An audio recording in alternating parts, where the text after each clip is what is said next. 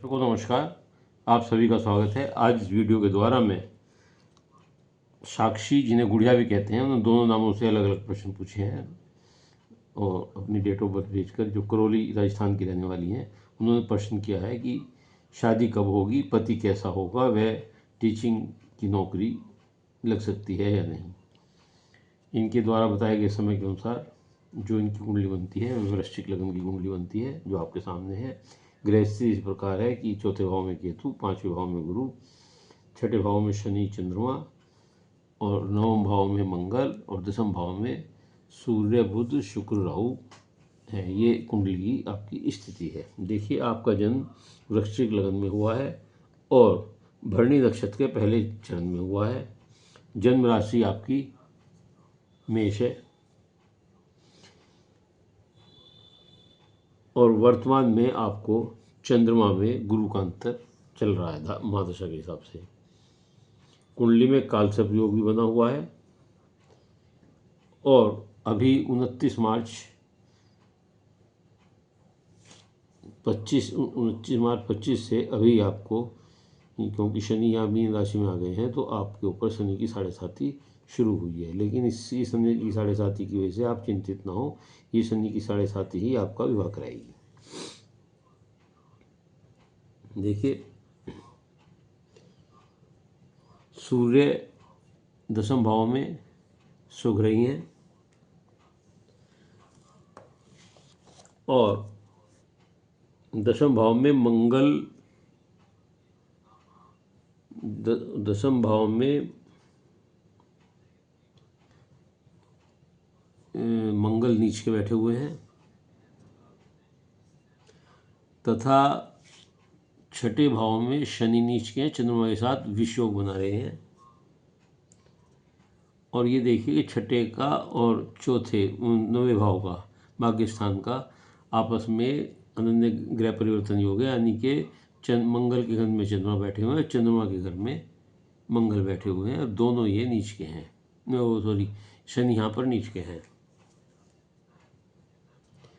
सूर्य दसम भाव में बुध के साथ बैठकर बुधादित्य योग बना रहे हैं तथा बुध शुक्र के साथ बैठ करके लक्ष्मी नारायण योग बना रहा है।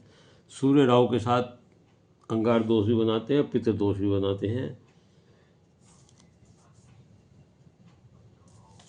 तो ये स्थिति आपकी कुंडली में, जो लक्ष्मी नारायण योग है, आपको धन संपदा, मान प्रतिष्ठा, मकान वाहन सब सुख ये देती है।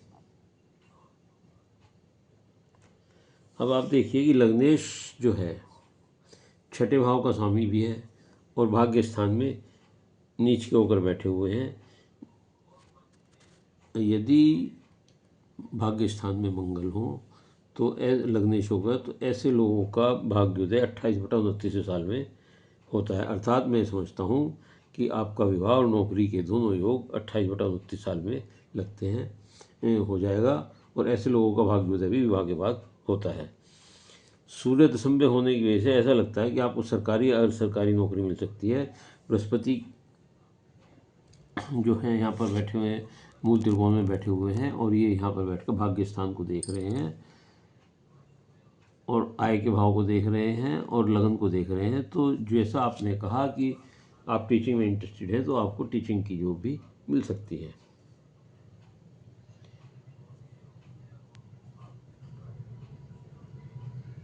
छठे भाव में, वो पंचम भाव में मूल त्रिकोण में गुरु सुख रही हैं, तो संतान सुख मिलता है। और आपका शुक्र सप्तम भाव के स्वामी शुक्र हैं, जो अच्छा प्लेसमेंट है जिनका, कि जो बुध शुक्र बुध के साथ और सूर्य के साथ यहाँ बैठे हुए हैं।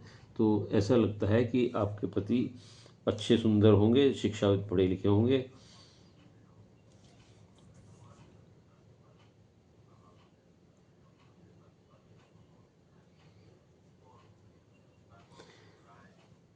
यहाँ पर बुध का होना, सूर्य का होना, शुक्र का होना, राहु का होना, ये जो है आपको, जो कार्य क्षेत्र आपका हो सकता है वह जो होगा वह आपका टीचिंग का भी हो सकता है, वकालत का भी हो सकता है और बैंकिंग फील्ड भी हो सकता है, प्रवक्ता भी हो सकते हैं, सामाजिक संस्थान से भी जुड़ सकते हैं राजनीतिक क्षेत्र से भी जुड़ सकते हैं। तो ये आपकी स्थिति है। पैतृक संपत्ति से आपको दूरी रहेगी, जल्दी से नहीं मिलेगी पैतृक संपत्ति केतु के कारण। जो केतु यहाँ चतुर्थ भाव में है, ये पैतृक संपत्ति से आपको दूर करता है। अकेलापन, आपको एकांकीपन अच्छा लगेगा। माता के स्वास्थ्य के लिए चिंता बनी रहेगी। वैराग्य की भावना बन देता है यहाँ पर। इसके लिए आपको गणपति जी की पूजा करनी पड़ेगी। शनि चंद्रमा जो यहाँ पर विषयोग बना रहे हैं, इसके लिए आपको शिव जी पर दूध और जल का जलाभिषेक करना पड़ेगा। ये मानसिक चिंता, कष्ट, अज्ञात भय, एंजाइटी देते हैं, और लेकिन रोगों से शनि यहाँ बैठकर लड़ने की क्षमता देता है। मंगल के कारण यहाँ पर जो मंगल बैठे हुए हैं भाग्य स्थान में, ये क्रोध की बढ़ोतरी करते हैं। कानूनी समस्या भी दे सकते हैं, और संघर्ष के बाद सफलता देते हैं, लेकिन सफलता मिलती है। कभी कभी ये मंगल यहाँ पर गलत कार्यों से धन कमाने की इच्छा बड़ी प्रबल कर देते हैं, लेकिन सावधान रहे, इस तरह का कार्य ना करें, अन्यथा नुकसान हो सकता है। तो मैं समझता हूँ कि आपकी जो प्रश्न है, शादी कब होगी, नौकरी की बात है, और पति कैसा होगा, मैंने सभी आपको उत्तर दे दिए हैं।